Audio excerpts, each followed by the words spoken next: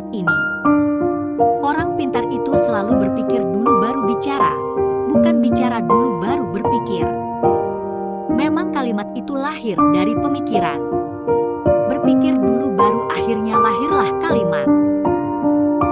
Kalimat akan melahirkan tindakan, tindakan melahirkan kebiasaan, kebiasaan melahirkan karakter dan karakterlah yang akan menentukan kita bisa jadi apa.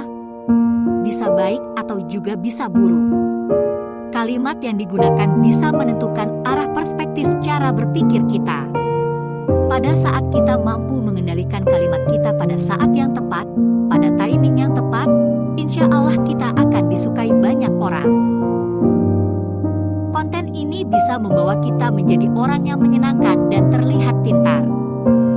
Bagaimana menjadi seorang pemimpin? Bagaimana menjadi seorang yang pintar? Bagaimana menjadi orang yang disukai dan dikagumi tanpa harus ditakuti? Pertama, it says not fair. Ini tidak adil.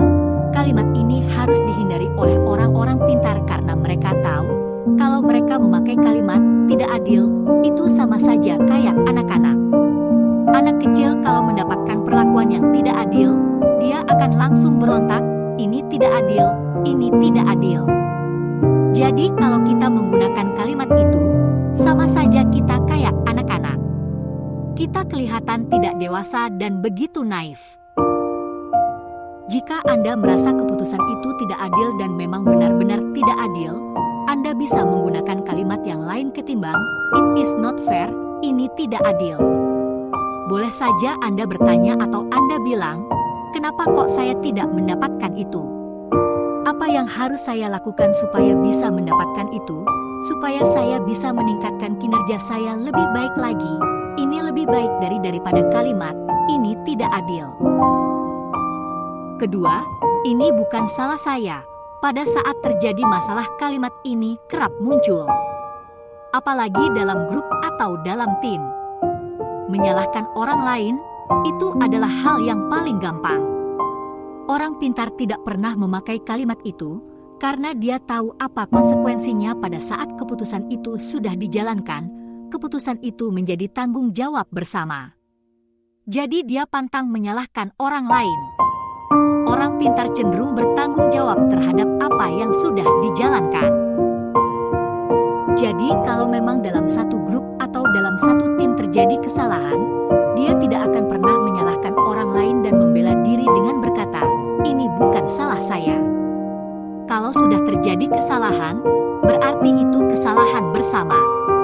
Walaupun pada saat mengambil keputusan itu, dia sudah tahu akan terjadi kesalahan. Tapi karena itu sudah menjadi keputusan bersama, kita harus konsekuen kalau itu kesalahan bersama. Kalau kita cenderung menyalahkan orang lain, suatu waktu, apabila ada pekerjaan lain, orang-orang akan menghindari bekerja sama dengan kita. Biasanya sebelum kita menyalahkan mereka, mereka akan menyalahkan kita duluan atas sebuah kondisi yang tidak beres. Kalau kita mau bertumbuh ke arah yang lebih baik, kita harus menghindari menggunakan kata-kata, "Ini bukan salah saya." Ketiga, ini kurang bagus, seharusnya lebih sempurna. Dalam pekerjaan kalimat ini kerap muncul. Apalagi di awal-awal, tidak ada yang sempurna. Kalau kita sibuk mencari kesempurnaan, kita tidak akan pernah mendapatkan kesempurnaan.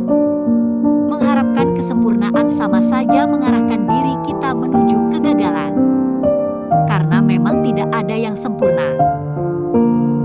Orang pintar cenderung tidak mencari kesempurnaan, tapi dia akan selalu melakukan yang terbaik pada saat dia mencoba sesuatu.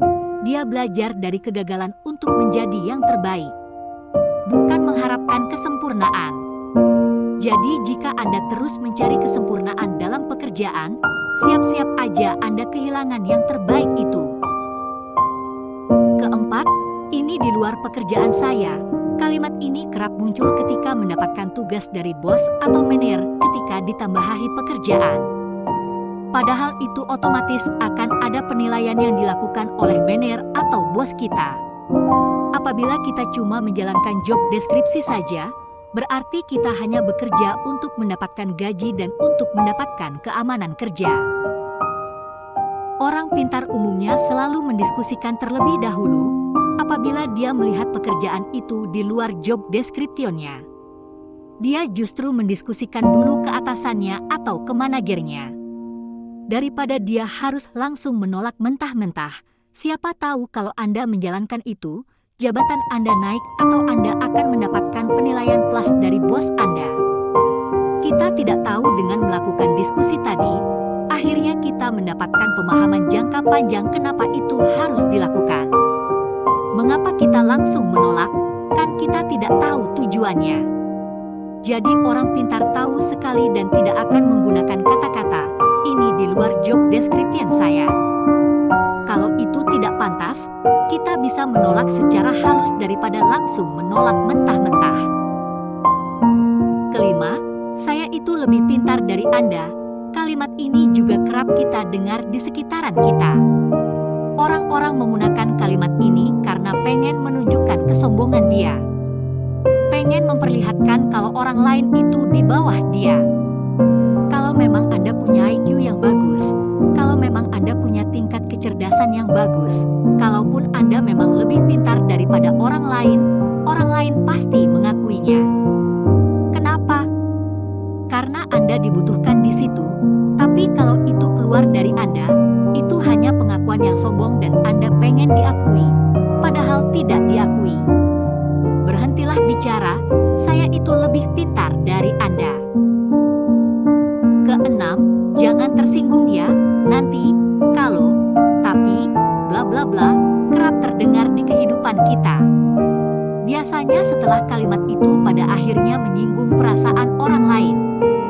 Orang pintar tidak akan menggunakan kalimat ini. Apalagi para pemimpin sangat menghindari kalimat ini.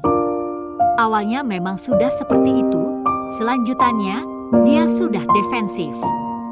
Sebaiknya kita mencari kalimat yang betul-betul tidak menyinggung orang lain. Di berkompetisi, dari awal Anda sudah bilang, "Saya bakal kalah," maka Anda tidak bakal menang.